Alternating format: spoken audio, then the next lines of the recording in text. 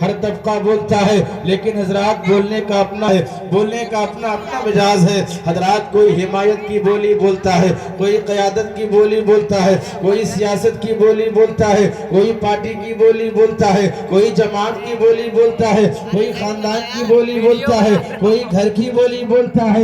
حضرات یہ دنیا والوں کی بولی بولتا، سیاست کی بولی نہیں بولتا، قیادت کی بولی نہیں بولتا، گھر کی بولی نہیں بولتا، جماعت کی بولی نہیں بولتا، پارٹی کی بولی نہیں بولتا۔ مومن جب بولتا ہے تو باپ کی نہیں بلکہ رسول پاک کی بولی بولتا ہے، احمد مختار کی بولی بولتا ہے۔ اور رسول پاک کی بولی کیا ہے؟ رسول پاک کی بولی ہے سبحان اللہ، رسول پاک کی بولی ہے ماشاءاللہ، رسول پاک کی بولی ہے الحمدللہ۔ حضرات آؤ ذرا دیکھو، ایمان والے کی شان دیکھنا چاہتے ہو، مومن کی شان دیکھنا چاہتے ہو، چلو کربلا کی سرزمین پر اور ذرا دیکھو کربلا کا منظر اپنی نگاہوں کے سامنے رکھو اور دیکھو ایمان والے کی شان کیا ہے۔ حضرات امام عالی مقام ہے، آپ کا ہاتھ کہیں ہے، آپ کا جسم کہیں ہے، آپ کا دھڑ کہیں ہے، اور آپ کے جسم کے حصے کر دیے گئے ہیں۔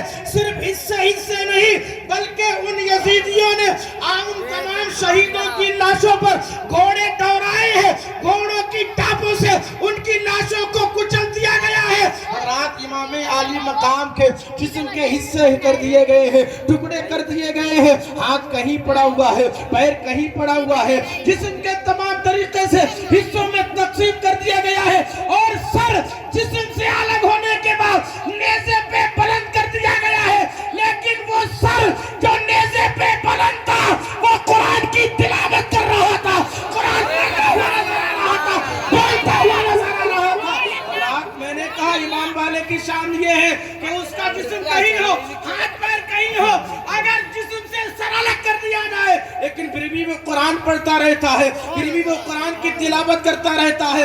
شاعر کہتا ہے در بولتا رہا، زنجیر بولتی رہی، لوٹے قوم میں ہانی کا گھر بولتا رہا، اور تھرا گئے دیکھ کر سب یزید کے لشکر و سپاہ، نیزے پہ جب حسین کا سر بولتا رہا،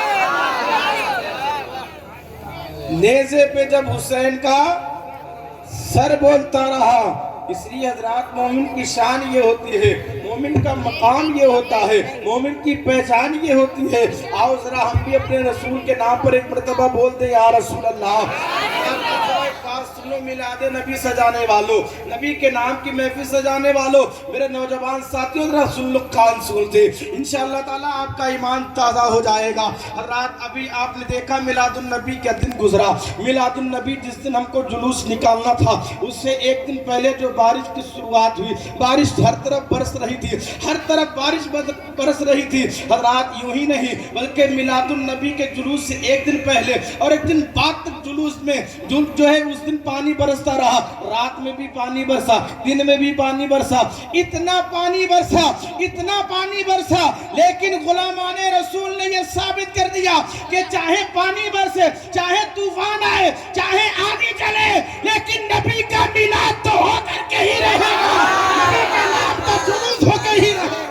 نعرہ تکبیر، نعرہ رسالت، نعرہ غوث، مسلک اعلی حضرت، علماء اہل سنت، نعرہ تکبیر، نعرہ رسالت۔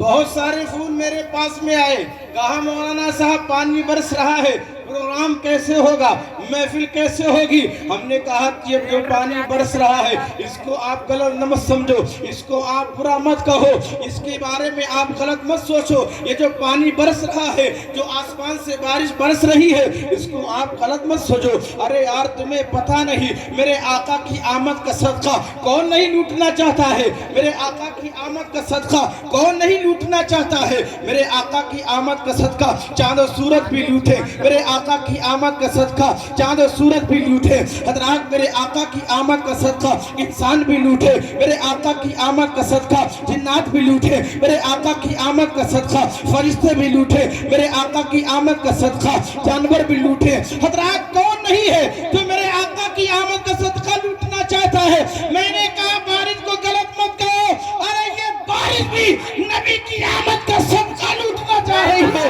یہ بھی نبی کی آمد کا صدقہ لوٹ رہی ہے۔ آہا یہی بات ہے۔ آؤ ذرا بتائیں फरमाए सुनो प्यारे, हजरत आमना खातून का नाम आपने सुना होगा, हमारे तुम्हारे नबी की माँ का नाम क्या है? आमना। जोर से बोलना ना मोहब्बत के साथ। आमना बीबी। ये किसका नाम है? आमना बीबी। हमारे नबी की माँ का नाम क्या है? आमना खातून।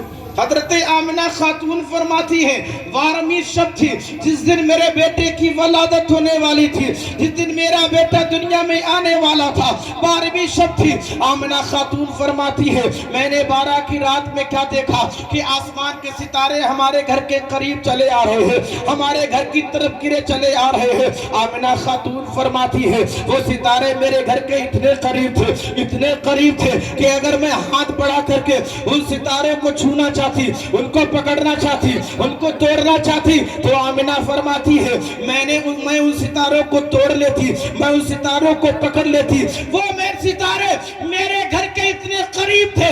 मैंने आलम तसव्वुर में पूछा, एक आसमान के सितारे एक बात बताओ, तुम 12 की शब में आमिना खातून के घर के करीब क्यों आए? तुम 11 की शब में क्यों नहीं आए? 13 की शब में क्यों नहीं आए? तुम 12 शब में ही क्यों आमिना खातून के घर के इतने करीब आए, इतने करीब आए? इससे पहले किसी और रात में क्यों नहीं आए?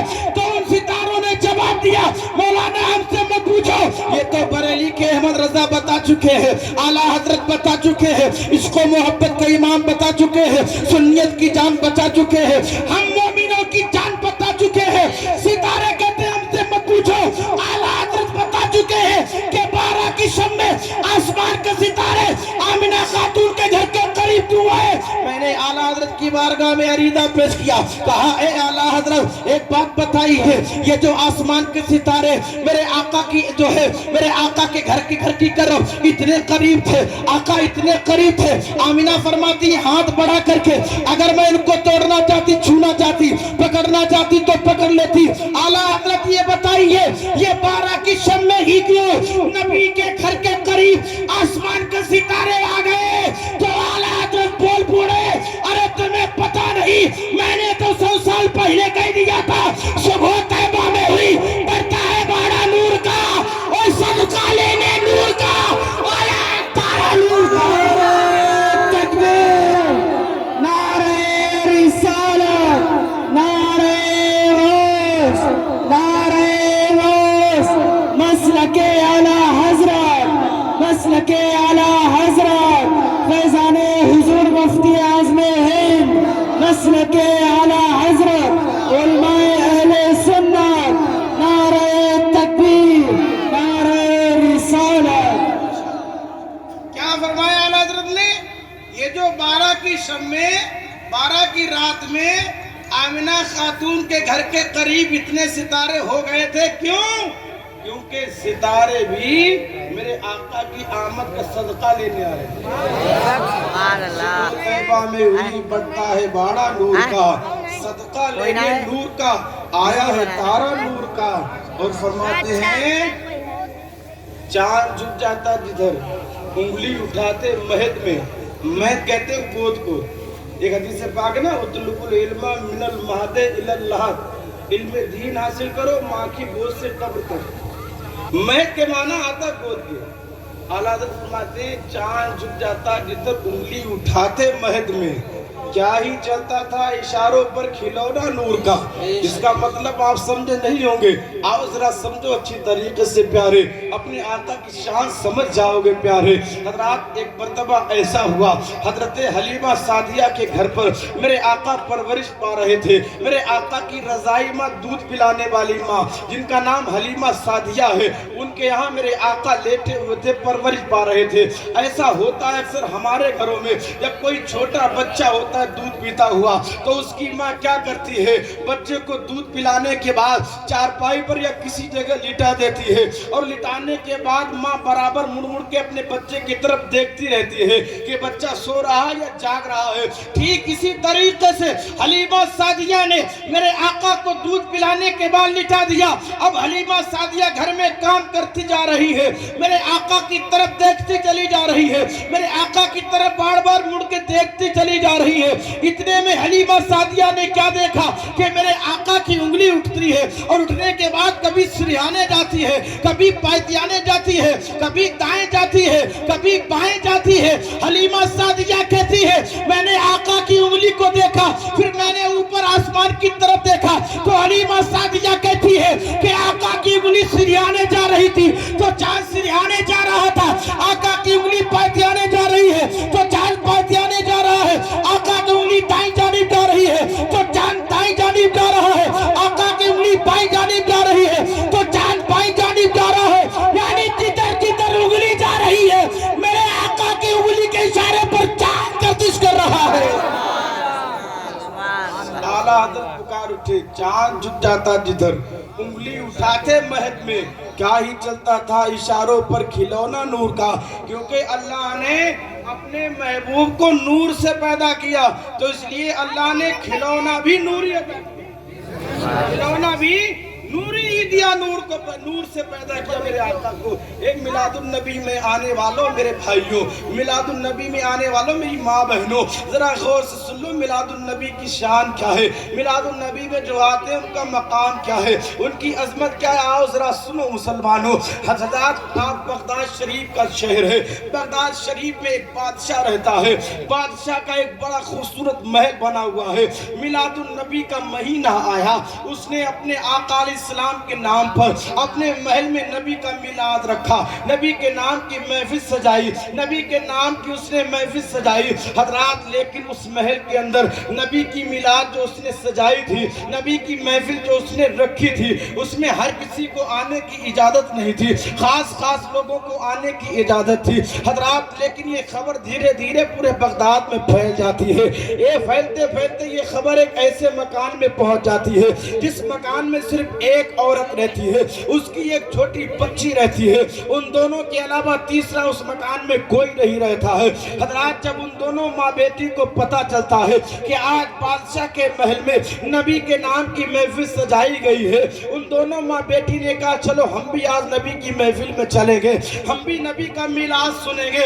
حضرات دونوں ماں بیٹی نے تیاری کی, نماز عشاء پڑھ لی اور پڑھنے کے بعد اب دونوں ماں بیٹی نقاب پہننے کے بعد اب بادشاہ کے محل کی طرف نبی کا میلاد سننے جا رہی ہیں, نبی کی محفل میں حاضری کے لیے جا رہی ہیں. حضرات چلتے چلتے چلتے چلتے جیسے ہی یہ دونوں ماں بیٹی بادشاہ کے محل کے دروازے کے قریب پہنچتی ہیں, اتنے میں کیا دیکھتے ہیں, بادشاہ کے محل پر کے دروازے پر ایک چپراسی بیٹھا ہوا ہے. وہ چپراسی دونوں ماں بیٹی کو روک لیتا ہے اور روکنے کے بعد کہتا ہے اے خاتون کہاں جا رہی ہو, اے خاتون کہاں جا رہی ہو. خاتون کہنے لگی ارے تمہیں پتہ نہیں اندر نبی کا میلاد چل رہا ہے, اندر نبی کے نام کی محفل چل رہی ہے, ہم نبی کا میلاد سننے آئے ہیں, ہم نبی کی محفل میں حاضر ہونے کے لیے آئے ہیں. اس بیٹھے ہوئے چپراسی نے پوچھا خاتون تمہارے پاس کوئی دعوت نامہ گیا تھا, تمہارے پاس کوئی کاٹ گیا تھا, کوئی بلاوا گیا تھا. اس نے کہا نہیں میرے پاس کوئی بلاوا نہیں گیا تھا, مجھے خبر پتا چلی تھی, میں سننے میں آیا تھا اس لیے میں چلی آئی. اس نے کہا واپس چلی جاؤ, اندر تمہیں انٹری نہیں مل سکتی ہے کیونکہ اندر وہی جائے گا, محل میں اندر وہی جائے گا جسے بادشاہ کی طرف سے بلاوا پہنچا ہوگا. حضرات اور چپراسی نے دونوں ماں بیٹی کو اب یہ دونوں ماں بیٹی واپس اپنے گھر آ رئی ہے. راستے میں ماں نے ماں اس دنیا میں ہم غریبوں کا کوئی نہیں ہے. دیکھیے ماں ہمیں غریب سمجھ کر کے نبی کی محفل میں دربار میں نہیں جانے دیا, بادشاہ کے محل میں نبی کا میلاد سننے نہیں جانے دیا. ماں اس دنیا میں ہم غریبوں کا کوئی نہیں ہے, ہم غریبوں کا کوئی پرسان حال نہیں ہے. ماں نے کہا بیٹا ایسی کوئی بات نہیں ہے, چلو کوئی بات نہیں. انہوں نے محل میں نہیں جانے دیا, محل میں نبی کا میلاد چل رہا ہے اس میں نہیں جانے دیا, کوئی بات نہیں. ہم اپنے کچے مکان میں, اپنے چھوٹے مکان میں, اپنے ٹوٹے مکان میں نبی کا میلاد پڑھیں گے, تم نبی کا میلاد سنو گی. حضرات دونوں ماں بیٹی اپنے گھر آ گئی. گھر میں تیسرا کوئی موجود نہیں ہے, سامنے اور اس کی ماں بیٹھی ہوئی ہے, اس کے سامنے اس کی بیٹی بیٹھی ہوئی ہے. اب دونوں نبی کا میلاد پڑھ رہی ہے. غور سے سننا مسلمانوں, ایمان تازہ ہو جائے گا. اب ماں کہہ رہی ہے بیٹی جب نبی دنیا میں تشریف نہیں لائے تھے دنیا کا ماحول بڑا گندا تھا, دنیا میں گناہوں کا دورہ تھا, دنیا میں بڑا خراب ماحول تھا, دنیا میں تمام رسم و رواج تھے. ماں کہتی ہے بیٹی جب دنیا میں نبی نہیں آئے تھے تو جس کے گھر بیٹی ہوتی تھی وہ باپ بیٹی کو माँ की गोद से छीन लेता था, मैदान में गला खोद के जिंदा दफन कर देता था। बेटी कहती है, बेटी से माँ कहती है, बेटी जब नबी दुनिया में नहीं आए थे तो छोटा जो है बड़े से डरता हुआ नजर आता था, अमीर से गरीब डरता हुआ नजर आता था, कमजोर ताकतवर से डरता हुआ नजर आता था। बेटा इस दुनिया का बड़ा खराब माहौल था, इतना खराब माहौल था। वो औरत कहती है, बेटी जब नबी दुनिया में नहीं आए थे दुनिया का बड़ा खराब माहौल था, इतना खराब माहौल था। अगर किसी जवान औरत का शौहर मर जाता था तो उस औरत को या तो उसकी चिता के साथ जिंदा जला दिया जाता था या 6 महीने के लिए कैद खाने में कैद कर दिया जाता था। 6 महीने के बाद उस औरत को उस कमरे से, कोठरी से निकाला जाता था, उसे एक जानवर पर बिठा करके पूरे शहर में घुमाया जाता था। ये ज़हनो फिक्र देने के लिए ये कितनी मनहूस औरत है। रात माँ कहती है, बेटी जब नबी दुनिया में नहीं आए थे, जब कोई औरत बेवा हो जाती थी, उसके शौहर का इंतकाल हो जाता था, तो उस बेवा औरत को समाज में नए कपड़े पहनने का इख्तियार खत्म हो जाता था, खुशबू लगाने का इख्तियार खत्म हो जाता था। यूं ही हज़रात खुशबू लगाने का इख्तियार उस औरत को शौहर के इंतकाल के बाद ना तो वो मेकअप कर सकती थी, ना नए कपड़े पहन सकती थी, ना खुशबू लगा सकती थी। हाँ, एक मर्तबा ऐसा ही हुआ। हमारे तुम्हारे नबी के वालिद जनाबे अब्दुल्ला मेरे आका के पैदा होने से पहले इंतकाल कर चुके थे। मेरे आका दुनिया में नहीं आए थे, लेकिन आका के वालिद अब्दुल्ला इंतकाल कर चुके थे। हज़रात मक्के के अंदर ये कानून था, शौहर के इंतकाल के बाद औरत खुशबू नहीं लगा सकती थी। ऐसा हुआ, मेरे आका के वालिद का इंतकाल हो गया। इंतकाल के बाद एक दिन ऐसा हुआ, हमारे आका के दादा अब्दुल मुत्तलिब अपने घर तशरीफ लाए। जब अपने घर तशरीफ लाए तो आका ने क्या देखा कि घर में खुशबू आ रही है और खुशबू से मुअत्तर है, आमिना खातून से के जिस्म से खुशबू आ रही है। मेरे आका के दादा अब्दुल मुत्तलिब ने कहा, बेटी आमिना तुम्हें पता नहीं, अरब का कानून है, अरब के अंदर रस्म रिवाज है कि जब किसी औरत के शौहर का इंतकाल हो जाता है तो उस औरत को खुशबू लगाने का इख्तियार खत्म हो जाता है। बेटी आमिना तुमने अरब के कानून को तोड़ दिया है। आमिना कहती है, बाबा मैंने कोई अरब के कानून को नहीं तोड़ा है। तो अब्दुल मुत्तलिब कहते हैं, बेटी जब तुमने कानून को नहीं तोड़ा तो तुम्हारे जिस्म से खुशबू क्यों नहीं निकल रही है? अब मिलाद मनाने वालों खुश हो जाना, आगे आने वाला जुमला जो नबी से मोहब्बत करता होगा खामोश नहीं बैठेगा। नबी की माँ फरमाती है, मैंने कोई खुशबू नहीं लगाई। अब्दुल मुत्तलिब कहते हैं, बेटी जब खुशबू नहीं लगाई तो जिस्म से खुशबू क्यों आ रही है? तो आमिना कहती है, उस कदम रब्बे जुल जलाल की जिसके कब्जे में मेरी जान है, मैंने खुशबू नहीं लगाई, बल्कि जब से आपके बेटे अब्दुल्ला की अमानत मेरे पेट में आई है तब से खुशबू जिस्म से निकल रही है। नारे तकबीर, नारे रिसालत, नारे गौस, मसलके आला हजरत, मसलके आला हजरत, नारे तकबीर, नारे रिसालत। क्या फरमाती है आमिना? जिस दिन से आपके बेटे अब्दुल्ला की अमानत मेरे पेट में आई है, यानी जिस दिन से मेरे आका का नुस्खा तैयार हुआ है, उसी दिन से मेरे आका की माँ के जिस्म से खुशबू आ रही है। आने वाली बात सुन लेना और अपने ईमान को ताज़ा कर लेना। आमिना खातून कहती, बाबा इतना ही नहीं, इतना ही नहीं, बल्कि एक मर्तबा ऐसा हुआ, हम अपनी सहेलियों के साथ पानी लेने के लिए कुएं की तरफ जा रहे थे। साथ में हमारी सहेलियां भी थी, हमारी सहेलियां साथ में चल रही थी। उन्होंने क्या देखा कि जब हम जंगल में चल रहे थे, किसी नरम जगह पे पैर रखते थे तो पैर के निशान नहीं बनते थे, और जब हम किसी पत्थर पे निशान जो है पैर रखते थे तो पत्थर पर मेरे पैर का निशान बन जाता था।